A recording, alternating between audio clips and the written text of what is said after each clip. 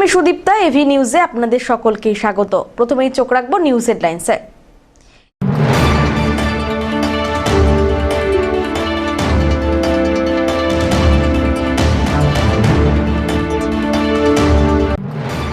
আশা কর্মীদের ওপর পুলিশি লাঠিচার্জের অভিযোগকে কেন্দ্র করে সরগরম জলপাইগুড়ি।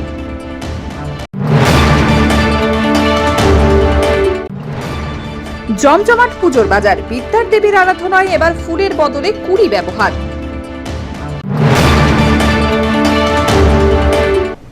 এবার আসছে বিস্তারিত সংবাদে।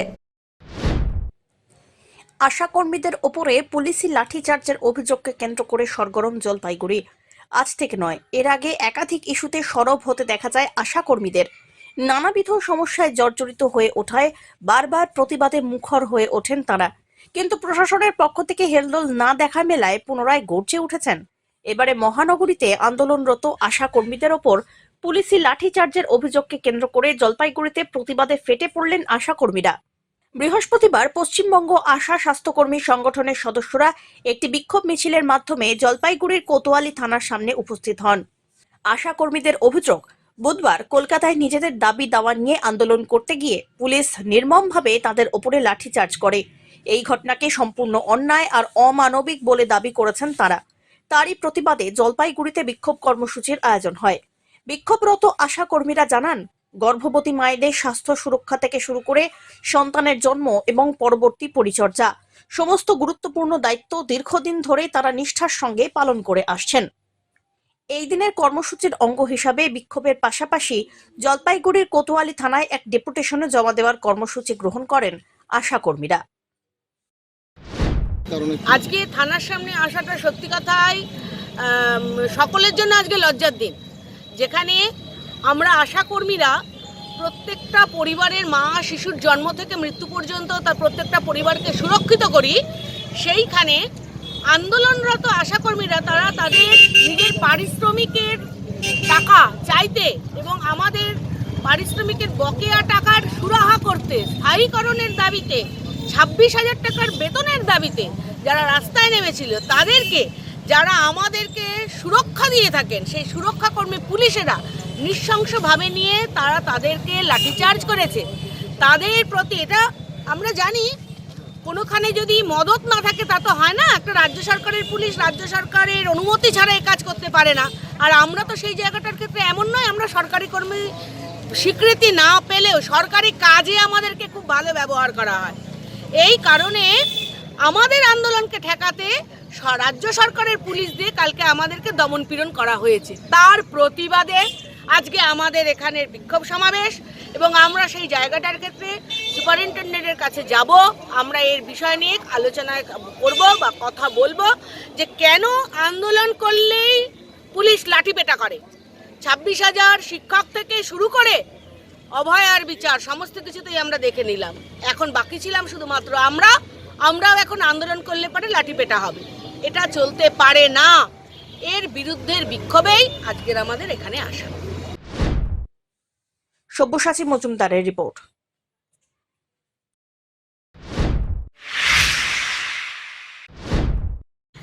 রাজনীতির অঙ্গনে এসআইআর সব থেকে চর্চিত বিষয়। বেশ কিছু মাস ধরে এসআইআরকে ঘিরে একাধিক ঘটনা খবরের কাগজের শিরোনামে স্থান পেয়েছে। পাশাপাশি এসআইআরকে ঘিরে সাধারণ নাগরিক হয়রানির শেষ নেই। এসআইআর সংক্রান্ত একাধিক দাবি সামনে এসেছে। সমস্যা সমাধানের দাবিতে বৃহস্পতিবার সদর মহকুমা শাসকের দপ্তরে স্মারকলিপি জমা দিল জেলা কংগ্রেস। কংগ্রেসের পক্ষ থেকে দাবি করা হয়, ভোটারদের হিয়ারিং অবশ্যই স্থানীয় এলাকায় অর্থাৎ নির্বাচনী কেন্দ্রের যতটা সম্ভব কাছাকাছি করতে হবে। এর পাশাপাশি বৃদ্ধ, অসুস্থ ও প্রতিবন্ধী ভোটারদের ক্ষেত্রে বাড়িতে গিয়ে শুনানির ব্যবস্থা করার দাবি তোলা হয়। স্মারকলিপিতে আরও উল্লেখ করা হয়েছে, হিয়ারিং চলাকালীন সংশ্লিষ্ট বুথ লেভেল এজেন্ট BLA 2দের উপস্থিতি নিশ্চিত করতে হবে। পরিযায়ী শ্রমিকদের সমস্যার কথা মাথায় রেখে তাদের পরিবারের কোনো সদস্যকে হিয়ারিংয়ে উপস্থিত থাকার সুযোগ দেওয়ার দাবিও জানানো হয়। একই সঙ্গে সকল বৈধ নাগরিকের নাম ভোটার তালিকায় অন্তর্ভুক্ত করা এবং যেসব ভোটারের লিঙ্ক অন্যান্য রাজ্যে রয়েছে সেই সব সমস্যার সমাধানে প্রশাসনকে সক্রিয় উদ্যোগ নিতে বলা হয়। কংগ্রেস নেতৃত্বের অভিযোগ, বিভিন্ন রাজ্যের বিভিন্ন সময়ে এসআইআর হওয়ায় সাধারণ মানুষ চরম বিভ্রান্তির শিকার হচ্ছেন। জেলা কংগ্রেসের প্রাক্তন সভাপতি পিনাকি সেনগুপ্ত বলেন, এসআইআর এর নামে সাধারণ মানুষের উপর যে চূড়ান্ত হয়রানি চলছে তা অবিলম্বে বন্ধ হওয়া উচিত। আমরা মূলত এসআইআর সংক্রান্ত বিষয়ে এসেছিলাম মানুষের চূড়ান্ত হয়রানি যাতে বন্ধ হয় এবং সঠিকভাবে কাজগুলি হয় সেই ব্যাপারে কথা বলতে। পাশাপাশি বেশ কিছু ব্যাপারে আমরা দৃষ্টি আকর্ষণ করলাম। তার মধ্যে একটা বিষয় সেটা হচ্ছে বর্তমানে জলপাইগুড়ি পৌরসভা সম্পূর্ণভাবে বেআইনিভাবে চলছে। পৌর আইনকে লঙ্ঘন করে চেয়ারম্যানের শপথ গ্রহণের ৭০-৭৫ দিন পরেও চেয়ারম্যান ইন কাউন্সিল দিয়ে পূর্ণ বোর্ড গঠন হয়নি। এখানে মাসিক সভা হয় না বা হচ্ছে না। এখানে পরবর্তী নতুন বাজেট হয়নি, এমনকি পুরনো বাজেটটাকে ধরে নিয়ে যে রিভাইজড করবে সেই ব্যাপারটাও হয়নি, রিভাইজড বাজেটও হয়নি। অথচ আর্থিক লেনদেন চলছে, বিভিন্ন রকম টেন্ডার প্রক্রিয়া চলছে, যেটা একদম চূড়ান্তভাবে বেআইনি। পৌরসভাতে এক্সিকিউটিভ অফিসার এবং ফিনান্স অফিসার আছেন, তারা কার নির্দেশে কিভাবে চেকগুলোতে সই করছেন এবং কোটি কোটি টাকা, লক্ষ লক্ষ টাকার পেমেন্ট হচ্ছে পৌরসভার থেকে মান্থলি মিটিং ছাড়া, চেয়ারম্যান ইন কাউন্সিলের মিটিং ছাড়া, বাজেট ছাড়া, এই বিষয়টা পৌর আইনের বিরুদ্ধে। আমরা সেটা এসডিওর প্রতিনিধির নলেজে আনলাম। পরবর্তীকালে আমরা আইনকানুন আরও ভালোভাবে খতিয়ে দেখে আইনানুগ চিঠি দেব প্রশাসনকে, যাতে পৌরসভা সঠিকভাবে চলে। শহর ব্লক সভাপতি অম্লান মুন্সি বলেন, হিয়ারিং নিয়ে মানুষ বিপাকে পড়েছে। বিষয়ে শুধু আপনাদের দৃষ্টি আকর্ষণ করব, আপনাদের পেছনেই দেখতে পাচ্ছেন রঙিন রঙিন কাপড় টানানো আছে, আলো টানানো আছে, হ্যাপি স্ট্রিট হচ্ছে। এই মুহূর্তে বাংলার মানুষের যে দুর্দশা নির্বাচন কমিশনের সৌজন্যে, সেখানে কোথা থেকে হ্যাপিনেস আসছে জলপাইগুড়ি প্রশাসনের আমরা বুঝতে পারছি না। যে সময় মানুষের প্রশাসনের উচিত মানুষের পাশে দাঁড়ানো, যে সময় উচিত মায়েরা যাতে সঠিকভাবে হিয়ারিং করতে পারে সে কাজে সাহায্য করা, সেগুলো না করে সেগুলো আমরা চোখে আঙুল দিয়ে দেখিয়ে দিয়েছি সেগুলো সঠিকভাবে হচ্ছে না। সেখানে প্রশাসন হ্যাপি স্ট্রিট পালন করছে কোন হ্যাপিনেসের জন্য আমরা বুঝতে পারছি না। যেখানে গোটা বাংলার মানুষ দুঃখে রয়েছে, দুর্দশায় রয়েছে, সেখানে হ্যাপি স্ট্রিট করা মানে প্রশাসন, বাংলার সরকার, নির্বাচন কমিশন এবং কেন্দ্রীয় সরকার কোনো একটা জায়গায় মিলিয়ে ঝুলিয়ে এক্ষণে এক জায়গায় হয়ে মানুষের দুর্দশাকে উপভোগ করছে। এটা হ্যাপি স্ট্রিট হবে না। মানুষের দুর্দশাকে এখানে পৈশাচিকভাবে আনন্দ উৎসব পালন করা হবে। ধীমান রায়ের রিপোর্ট, এবি নিউজ।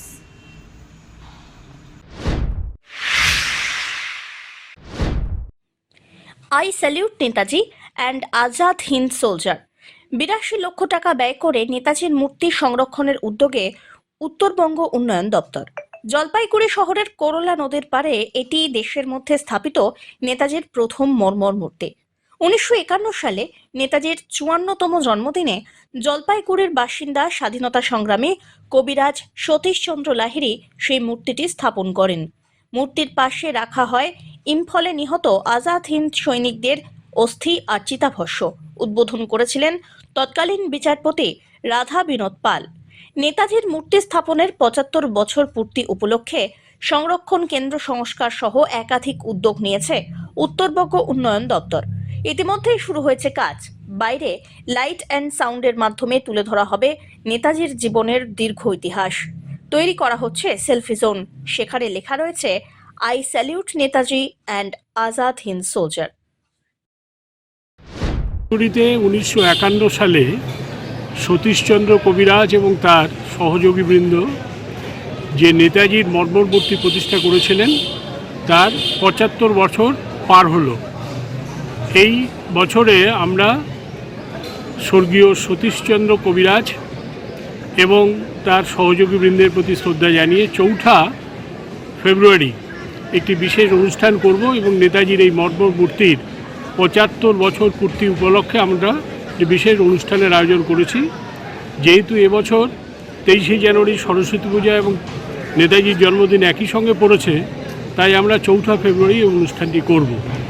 ইতিমধ্যে জলপাইগুড়ি নেতাজি সুভাষ ফাউন্ডেশনের আবেদনে সাড়া দিয়ে এই ঐতিহাসিক এবং হেরিটেজ মূর্তিটি সংরক্ষণ, জলপাইগুড়িতে সুভাষচন্দ্রের আগমন উপলক্ষে যে সংগ্রহশালা, তার বিল্ডিং সংস্কার এবং নেতাজির আজাদ হিন্দ বাহিনীর সৈন্যদের উদ্দেশ্যে যে শহীদ স্মারক বেদি ওখানে নির্মিত হয়েছে সেটির সংস্কার করে একটি উঁচু স্থানে স্থাপন এবং আজাদ হিন্দ সৈন্যবাহিনীর বিপ্লবী এবং তাদের দেশপ্রেমের যে উজ্জ্বল দৃষ্টান্ত স্থাপন করেছেন তার একটি চলমান প্রদর্শনী সেখানে স্থাপিত হবে এবং যে জায়গায় লেখা থাকবে জলপাইগুড়ি সর্বসাধারণের পক্ষ থেকে সেখানে একটি সেলফি জোন করে লেখা থাকবে I salute Netaji and Azad Hind soldiers.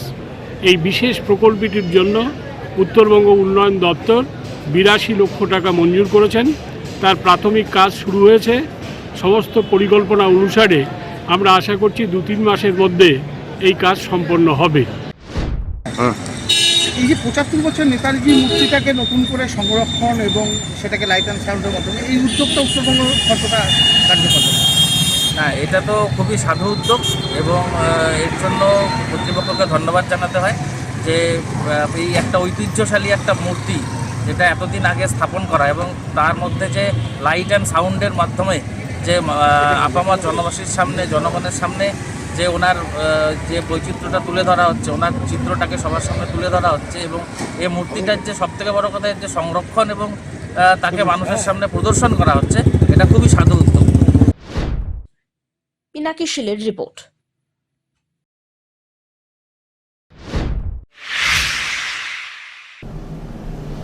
নিয়ে নিচ্ছে ছোট্ট একটি বিরতি, ফিরে আসছি বিরতির পর, সঙ্গে থাকুন। জলপাইগুড়িতে এই প্রথম পশ্চিমবঙ্গ খাদি ও গ্রামীণ শিল্প পর্ষদের উদ্যোগে স্থায়ীভাবে উদ্বোধন হলো খাদি গ্রামীণ সেলস আউটলেটের। জেলা পরিষদের সহযোগিতায় জেলা পরিষদের সামনে শুরু হলো খাদি আউটলেটের পথচলা। এখানে পাওয়া যাবে খাদির শাড়ি, মহিলা ও পুরুষদের রকমারি পোশাক, চুড়িদার, বাহারি শাড়ি, গামছা সহ নানা ধরনের পোশাক।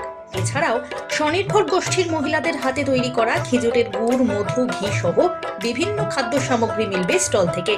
আউটলেট থেকে খাদি সামগ্রী সুলভ মূল্যে কিনতে পারবেন সকলে।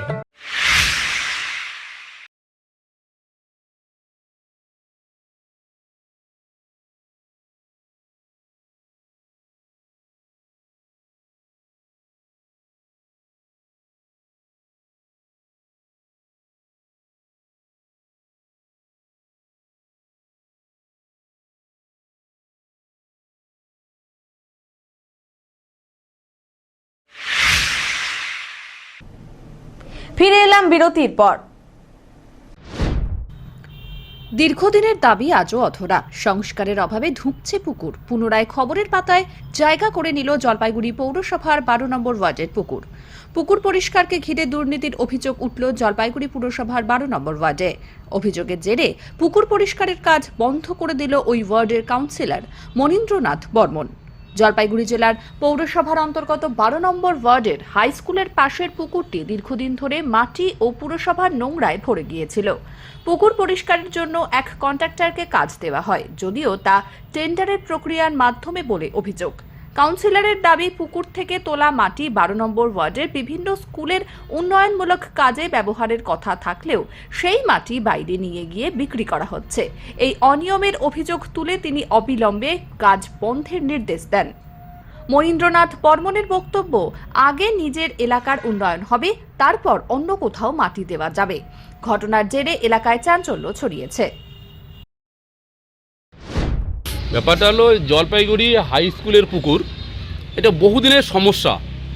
সে 20-25 বছর বা তারও বেশি অনেক চেষ্টায় মমতা ব্যানার্জির সৌজন্যে আমরা 55 লাখ টাকা এটার বিউটিফিকেশন এবং এটার যে সংস্কার আমরা পেয়েছি পৌরসভার পক্ষ থেকে। এই জন্য পৌরসভা এবং মমতা ব্যানার্জিকে ধন্যবাদ। এই কাজটা চলছে। কাজটা চলাকালীন আগে বারবার করে বলা হয়েছিল যে অ্যাজ পার ওয়ার্কিং শিডিউল কাজটার জন্য হয়। এ পর্যন্ত আমি ওয়ার্কিং শিডিউল ঠিকাদারের কাছে পাইনি, বা ঠিকাদার কি জানে না জানে কিছু জানি না। ওনাকে বারবার রিকোয়েস্ট করা হয়েছে যে আমাদের এই ওয়ার্ডের এই এলাকাটা জয়ন্তীপাড়া খুব নিচু জায়গা, এখানে অনেকগুলো ছোট ছোট গর্ত আছে পিছনের বসতিতে, মানুষজনের সমস্যা হয়। আর হাই স্কুলের মাঠটা গর্ত হয়ে গেছে বিভিন্ন কারণে, বহু বছরের মাঠ তো, তা বাচ্চারা খেলতে পায় না। সোনালী গার্লস বহু পুরানো স্কুল, সেখানে চতুর্দিকে বাড়িঘর হওয়ায় মাঠটা নিচু হয়ে গেছে। পাড়ার সবার দাবি যে এই অতিরিক্ত মাটিগুলো সোনালী গাছের মাঠে এবং হাই স্কুলের মাঠে দিতে হবে। এই পাড়ার লোকদের দাবি ছিল এখানে কতগুলো গর্ত আছে, এই গর্তগুলো আনহাইজেনিক কন্ডিশন হয়, নোংরা গর্ত জল এখানে দিতে হবে। আমি বলছি হ্যাঁ এগুলো দেওয়া হবে, এখানে মাঠ ভর্তি, এখানে মাঠ ভর্তি, এখানে ডোবা ভর্তি এগুলো করা হবে। ঠিকাদারকে বারবার বলা হয়েছে, সে বলছে হ্যাঁ ফেলবো। সে মাঝখানে বললো কি যে উপরের নোংরাগুলো বাইরে ফেলো। তারপরে এবার মাটিগুলো বাইরে চলে যাচ্ছে। আজকে দেখুন এতগুলো ট্রাক্টর দাঁড়িয়ে আছে, ট্রাক্টরের ড্রাইভাররা স্বীকার করলো ওরা কি দেউনিয়া পাড়ায় কোথায় কার ব্যক্তিগত জমিতে মাটি ফেলতেছে। তা ঠিকাদারকে আমি একটু আগে ফোনে বলেছিলাম, মানে ফোনে আমার সঙ্গে 2-3 মিনিট কথা হয়েছে। আমি বললাম পাশেই তোমার 5 মিটার দূরে মাটি ফেলতে বলি আমি, সেখানে না ফেলে তুমি 10-20 কিলোমিটার দূরে মাটি ফেলছো, তাহলে তোমার ইন্টারেস্টটা কিছু আছে। না হলে এইভাবে তর্ক করার পরে তখন উনি বাধ্য হয়ে আমাকে এতদিন স্বীকার করেনি, আজকে স্বীকার করলো যে হ্যাঁ আমি মাটি বাইরে বিক্রি করতেছি। তাই আমি বললাম তুমি মানে যখন আমি ওনাকে এইভাবে কোয়ারিজ করছি যে তোমাকে আমি 10 মিটার দূরে মাটি ফেলতে বলতেছি, তুমি 10 কিলোমিটার দূরে মাটি ফেলতে, মানেটা কি? তাহলে নিশ্চয়ই কোনো ইন্টারেস্ট আছে। তখন ও আর কি যাক আমার কথা প্রসঙ্গে উত্তর দিতে বলে হ্যাঁ আমি মাটি বিক্রি করতেছি, সেখানে মাটি বিক্রি করা যাবে না। তা আসো, আমাকে বলে হ্যাঁ ঠিক আছে আমি আসতেছি। ওনাকে আসতে বললাম, উনি এখনও নেই। এই ট্রাকের লোকজন মানে ওয়ার্কিং স্টাফেরা ওনাদের বললাম যে ঠিক আছে আসুন, আমাদের ওয়ার্ডের এই গর্তগুলো স্কুলের মাঠ দুটো ভর্তি করা এবং ওয়ার্কিং শিডিউল এনে কাজ করুক, আমরা চাই কাজটা হোক। অমিত বণিকের রিপোর্ট, এভি নিউজ।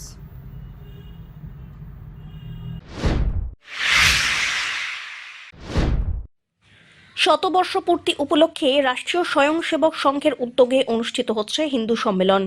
তারই অঙ্গ হিসাবে বৃহস্পতিবার জলপাইগুড়ির পাহাড়পুর হাকিমপাড়ায় অনুষ্ঠিত হলো এক বিশেষ হিন্দু সম্মেলন। এই সম্মেলন উপলক্ষে দিনভর একাধিক ধর্মীয় ও সামাজিক কর্মসূচির আয়োজন হয়। বৈষ্ণব রীতি মেনে রামচন্দ্রর পুজো, কীর্তন, ভজনের পাশাপাশি ভোগ বিতরণ হয়। অনুষ্ঠানে এলাকার বহু মানুষ স্বতঃস্ফূর্তভাবে অংশগ্রহণ করেন। ধর্মীয় পরিবেশের মধ্যে দিয়ে সম্মেলন উৎসব মুখর হয়ে ওঠে।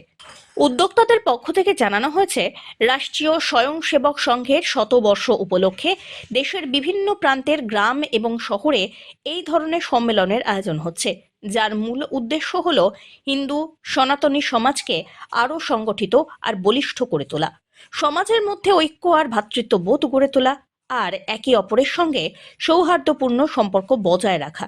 আয়োজকদের দাবি, এই ধরনের সম্মেলনের মাধ্যমে সামাজিক ও সাংস্কৃতিক মূল্যবোধকে আরও দৃঢ় করা সম্ভব হবে এবং ভবিষ্যৎ প্রজন্মের মধ্যেও ঐক্য আর সংস্কৃতি চেতনা গড়ে উঠবে।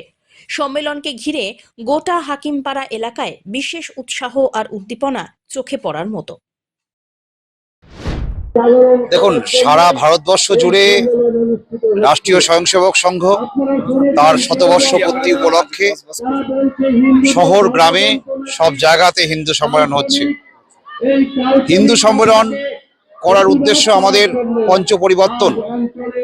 আমরা সামাজিক সমরসতা, আমরা স্বদেশী আনা, পরিবার প্রবন্ধন সহ মোট 5টি বিষয়ের উপর আমরা জোর দিচ্ছি, যাতে আমাদের হিন্দু সমাজ যে সমহান ঐতিহ্য, সংস্কার, এসব যেন হিন্দু সমাজের প্রতিটি সদস্য ভুলে না যায় এবং আমাদের হিন্দু পরিবার আরও বলিষ্ঠ হয়, আরও সুরক্ষিত হয়, হিন্দু সমাজ আরও শক্তিশালী হয়, আরও একত্রিত হয়, অসংগঠিত হিন্দুরা সংগঠিত হয়।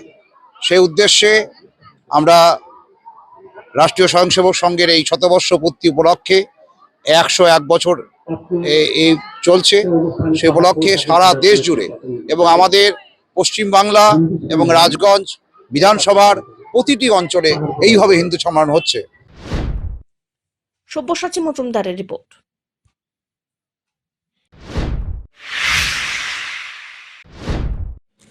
সাধারণত নির্দিষ্ট সময়ের আগে চলতি বছরের সরস্বতী পুজো অনুষ্ঠিত হতে চলেছে, ফলে বিদ্যার দেবীর আরাধনায় ফুলের বদলে কড়ি ব্যবহৃত হবে এমনটাই জানা যাচ্ছে। ফুল না ফোটার কারণে ফুলের কড়ি দিয়েই বিদ্যার দেবীর আরাধনা হবে। আসলে মায়ের পুজোর জন্য অত্যন্ত প্রয়োজনীয় দুটি জিনিস এবং সময়ের আগে পুজোর দিনক্ষণ নির্দেশিত হওয়ার কারণেই এমনটাই ভাবনা। সরস্বতী পুজোর প্রধান উপকরণ হিসাবে যে দুটি জিনিস অত্যন্ত প্রয়োজনীয় তা হলো খাগের কলম এবং পলাশ ফুল। এই বছর পুজোর দিন এগিয়ে আসার কারণে পলাশ ফুলের অভাব দেখা দিয়েছে, কিন্তু সরস্বতী পুজোর মূল উপকরণ হিসাবে পলাশ ফুল তো লাগবেই। তাই জলপাইগুড়ির বাইরে থেকে পলাশ ফুলের কুড়ি এনেই বিক্রি করছেন বিক্রেতারা। তারা জানান, জেলায় এই ফুলের উৎপাদন বেশ কম, তাই বাধ্য হয়ে বাইরে থেকেই পলাশ ফুলের কুড়ি আনতে হচ্ছে। যদিও এর পাশাপাশি খাগের কলমও বিক্রি হচ্ছে। দাম খুব সামান্য হলেও সরস্বতী পুজোর জন্য এটিও একটি গুরুত্বপূর্ণ উপাদান। প্রতিমার দুই পাশে থাকে খাগের কলম আর দোয়াত। শুক্রবার যেহেতু সরস্বতী পুজো, তাই এখন জোর কদমে চলছে পুজোর বাজার। তো কোথা থেকে এনেছেন আপনারা? কোথা থেকে এনেছেন? বাড়ি কোথায়? হ্যাঁ, মানে কিভাবে তৈরি হয় এই খাগের কলম? কি দিয়ে? না, সেগুলো কি দিয়ে আসে, তৈরি হয় কি দিয়ে? কি গাছ? কাশিয়া গাছ। তো বর্তমানে এর চলটা কেমন, বিক্রি কেমন?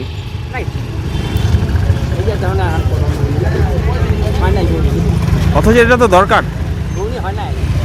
কত করে বিক্রি করছেন?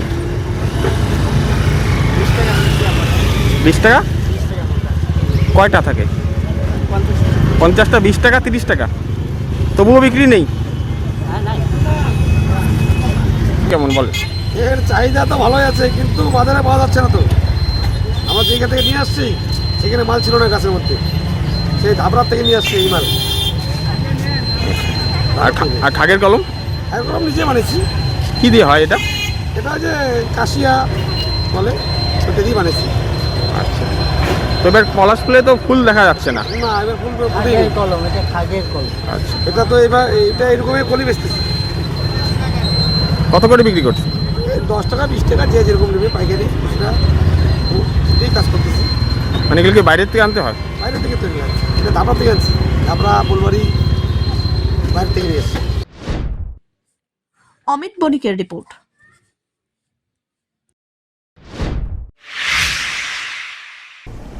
শেষ করবার আগে নিউজ হেডলাইন্স আরো একবার।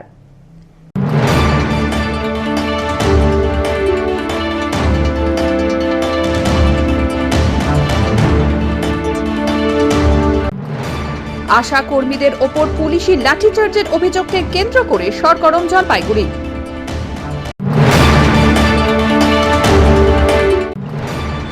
জমজমাট পুজোর বাজার, বিদ্যার দেবীর আরাধনায় এবার ফুলের বদলে কুড়ি ব্যবহার।